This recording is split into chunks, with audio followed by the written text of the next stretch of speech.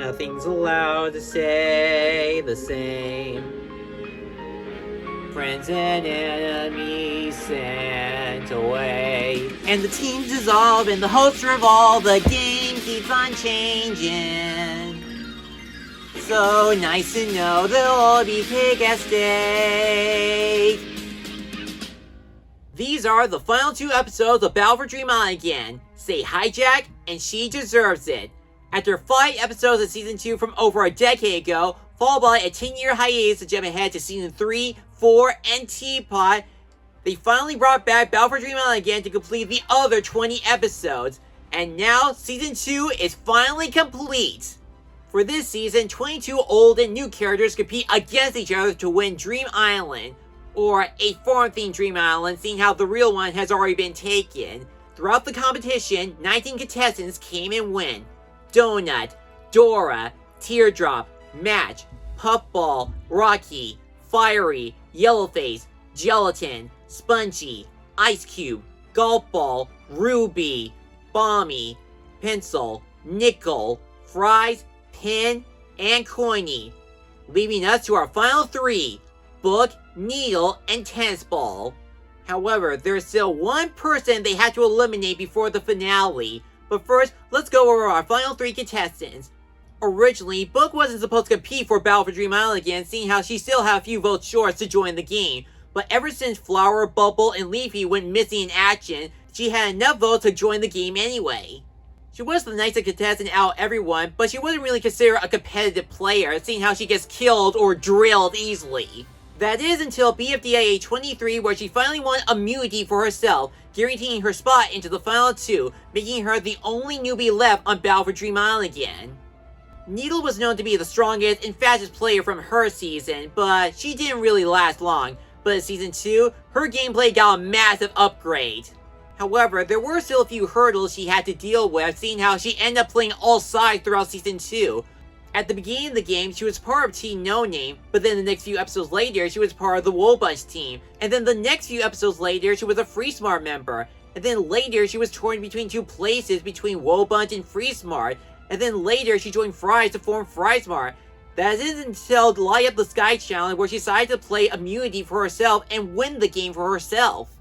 However, in the final immunity challenge, Pencil gave a sweet moment to Needle that she can still win Dream Island for herself, but also for her friends, without forming any teams by any means. And after all of that, she was still on good terms with everybody. Tennis Ball is the perfect example of brains over broad in terms of his intellect. Like in Season 1, he followed Golf Ball's orders of what to do, but after she was eliminated, he had to follow his own guidance on how to win Battle for Dream Island again. He made a lot of inventions to help him get further into the game, and it shows that he's not always dependent on Golf Ball all the time. In addition, he is the only contestant to receive the most prizes during Season 2. However, in the last few episodes of Battle for Dream Island again, Tennis Ball decided to play the game a little bit dirty, which Golf Ball views as bad sportsmanship, such as feeding his friends the evil Leafy to win an immunity ticket, or sabotaging Needle's immunity at the Leafy Challenge. Because of the direction he was going in the last few episodes, Golf Ball can't help but view her best friend as an antagonist. Even so, Tennis Ball wants to show Golf Ball that he is a good person, and he would rather have his best friend than Dream Island. And that's where the final 3 stand up until the last 2 episodes, and in the second to last episode, it's time for Kick and Stake to eliminate one more contestant. However, all the characters from Season 2 decide to not host the game anymore. Not the losers, not the bugs, not the recommended characters, not even the drill! And without a host, there's nothing they can do other than to cancel the show, which is kind of tradition in the second to last episodes of Battle for Dream Island seasons. But there is a way to finish the season. Book, Needle, and Tennis Ball decide to host the game for themselves. So it turns out there's like this magical book called the Floor GM, and I'm just gonna call it the Floor GM for short. Anyways, the Floor GM is responsible for the Cake and Steak ceremony and tally up the votes from Lestrange, aka the seer that's responsible for counting all the votes from the viewers. If the final 3 want to host the show for Cake and Steak and the finale, they must follow the 3 steps. 1. They must build a Cake and Steak ceremony. 2. They must bake a reasonable cake. And 3. They must tally up the votes, and they cannot rig them either. They have to be 100% accurate. So throughout the episode, the final three decide to go their separate ways to complete the 3 steps. Needle bakes the cake, Book tallies up the votes, and Tennis Ball builds the ceremony. So I guess you could say it's a lot more like the second to last episode of Season 4, where we get to know the characters one last time before we can decide the winner in the finale. Even though they haven't announced the final loser yet until the end of the episode, it was really nice to get to know these characters to help decide the winner. For starters, I do like the side plot with Needle where she tallies up her friends from Wobunch and Free Smart to help her bake the cake. Yeah, they start fighting against each other, but then they decide to bake the cake for Needle because she's friends with everybody. And it is pretty funny that they brought back Needle Cake, you know, the Season 1 cake where she put too much yeast in the cake and it turned into a giant planet or something. And I had to admit, there was a pretty cool fight scene where she fought Evil Leafy to get her cake back. I also like the scenes with Book where she tries to tally up the votes, but nothing worked for her, like a telethon and a horrifying sludge fight. What's a horrifying sludge fight, you ask? Well, apparently all the remaining characters want her to bring back the horrifying sludge monster so they can throw her sludge like food fight. That is until Book got a phone call from someone, which always gave me Don't Hug Me I'm Scared vibe in terms of that dark, eerie feeling. The caller explained that she had to follow the twin blue stars in the sky. How does she do it? She used the Floridian Book as a compass and gets Ice Cube for help to get through the obstacle from Season 1. After getting her own 2001 Space Odyssey moment, Book meets the Strange herself, and it just so happens to be the oldest character for the channel, even before Battle for Dream Island, Jack. So basically, it's Jack and Jillify's way of saying everything's full circle with his channel. Oh, and the floor GM is Jack's old diary, and Friday is in good contact with him. So, how did this one fictional character manage to count all the votes throughout Battle for Dream Island? He just likes to count. So this one was mostly my favorite side plot. My least favorite would have to be Tennis Ball's side plot. So here's the thing, Tennis Ball has already assembled the cake and steak ceremony. It's not much, but it's still a ceremony nonetheless. It doesn't have to be perfect or anything. That is until Levy comes in and tells Tennis Ball, you have to make the perfect cake and steak ceremony and come up with a good speech to win your friend back. To me, I didn't really care much about the perfect ceremony because I know that Tennis Ball is going to get Golf Ball back, seeing how they're still together in Season 3, 4, and 5. Sure, there was that futuristic ceremony, and he does use it to get rid of the bad Needle Cake, but I know he's not going to use the futuristic one, he's going to stick with the old one. The only thing that was good about Tennis Ball is at the end of the episode, as in they finally start the ceremony. And yes, I will spoil who was the last person to get eliminated, seeing how the last episode is called She Deserves It. The last person voted out of Battle for Dream Island again is Tennis Ball, and the last person to win a prize is Needle, and she gets a Black Forest cake. It's just like what Golf Ball said, the reason why Tennis Ball got eliminated is because he got his hands a little bit dirty and wasn't really nice throughout the last few episodes. Also, he won 4 prizes out of everybody left in the game, so that automatically made him a threat to the others. If he wins the most likes to win a prize, imagine how many likes he would get if he won Dream Island. But like I said before, I thought Tennis Ball's speech was really nice, and it is pretty cool that he accepted his elimination. Though it is really weird that he exploded out of existence, just so we can cut back to him where he joins the Weight Trembling Fortress and comes out A-OK. Oh, and I just realized, we discovered that the Hand Power Recovery Center works like a 3D printer. That's actually pretty cool. So, was it the perfect second to last episode before the finale? Not really, I still prefer BFB 29, but still, I thought this episode was a good episode. And so, we finally reached the finale of Battle for Dream Island again. Book and Needle are now the only 2 players left in the game. For this final vote, whoever received the most votes from the viewers, regardless of how they feel about them in their character videos, will receive the farm-themed Dream Island and the ultimate cake at the Cake and Steak ceremony, which is a combination of all the cakes they had throughout the season. And I gotta say, it's actually a better looking cake than the other cakes from Season 1 and 4.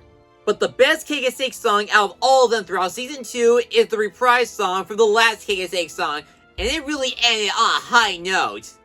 But it looks like the ceremony has suffered a major delay because Levy is here, and everybody feared that she might steal the prize like what she did with Dream Island. What's worse is that she keeps holding back on her anger, and the more she keeps bottling up her emotions, the more likely that evil Levy appear and unleash her ultimate power. And it doesn't stop there. Fiery decides to steal the farm-themed Dream Island all to himself, causing Needle and all the other losers to chase after him, while Book decides to stay with Leafy and to figure out what to do with her. So the finale structure is a lot different than what it was back in Season 1 and 4. Instead of revealing the winner at the beginning of the episode and reveal a major conflict at the second half, it's the other way around. Fiery won Season 1, but Leafy stole Dream Island. Flower won Season 4, but the announcer wants the BFDI back. And in Season 2, Fiery and Leafy got in the way of the ceremony, and they don't reveal the winner until the end of the episode. There's even a clever idea where they use the votes to catch the farm-themed Dream Island, and it's absolutely extravagant, and it clearly shows that Book and Needle are neck and neck on who's actually the winner. When they do reveal the final votes in the end, it actually was a close battle out of all the finale votes we've gotten so far. However, I won't spoil who won Battle for Dream Island again. What I can say is that originally, I was rooting for Ruby at the beginning of Season 2, but after she got eliminated, I ended up rooting for the winner that we got in this finale. Now when it comes to the finale of Leafy and Fiery, this one ended up giving the finale a double-edged sword. It is still a good finale, it's just that this finale took a lot longer than I expected. On one side, we do get some good interactions between Book and Leafy, where Book tries to help Leafy to be happy. And what Gobble says is true, the more Leafy gets angry, the more likely evil Leafy will appear. And for some strange reason, Leafy doesn't believe evil Leafy exists. And according to Gobble and Tennis Ball, if they kill Leafy for good, evil Leafy might never come back. Though that part confused me a bit because Leafy died back at BFDIA 5, yet evil Leafy still appeared in the past few episodes before Fiery recovered her. Second, I thought they also got rid of evil Leafy on the exact same episode like what happened to Leafy, and yet evil Leafy appeared on the mirror back at the evil hotel. And third, I thought Leafy already knew about evil Leafy existing back in Season 1 because she was one of the recommended characters. So my one criticism for the finale is that it didn't answer all the questions regarding evil Leafy and Leafy. However, there are still some questions that were answered in the finale which helped explain everything back in Season 3. In the secret laboratory scene, they explained how Pin got her lens back and why she turned white. During the second half of the finale, Balmy gave up his purple paint to Nickel, which explained why Balmy turned back to gray again. And at the end of the episode, we finally got our answer on why Fiery was trapped in a cage. It was his punishment for stealing the farm-themed Dream Island. And we do figure out what Needle was doing at the Science Museum at the Season 3 premiere. You see, the farm-themed Dream Island is heavily preserved inside the Science Museum by orders of the winner, so that no one would steal it again. And yes, let's get to the other criticism on why I think the finale had a double-edged sword, and that's with the Fiery chase. There are some cool animations and tricks that happen throughout the chase, it's just that the chase took a lot longer than it should. I mean seriously, they go to Pin's house and she just so happens to have copies of the farm-themed Dream Island, but they all said, no, we gotta get the farm-themed Dream Island because it has Pin's ooze on it.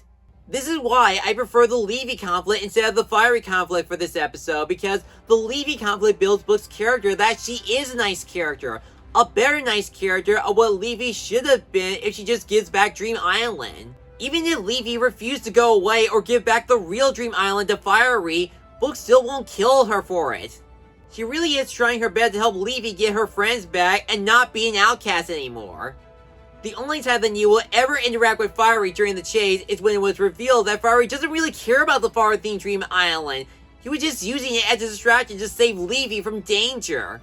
Now there was a really nice moment at the end of the chase because it shows how much Fiery cares about Leafy than Dream Island. And it also explained why Needle was the only person that already knew that Fiery was pretending to forget about Leafy. So at the end of that episode, I was really satisfied with the winner, and I thought the finale was okay because of the pacing. And so, we say goodbye to Battle for Dream Island again. Thank you so much for watching my Season 2 vlogs, and all that I have left for my BFDI vlogs is the T-Bot vlogs, unless Season 3 comes around. We'll see. But what do you think of Season 2 as a whole? Do you have blast with this season? What are some of your favorite episodes? Well, feel free to leave in the comments below, and be sure to like, comment, and subscribe me for a new review or other project. Until next time, I'm Matt Howard Patrick, and these have been the vlogs for Battle for Dream Island again.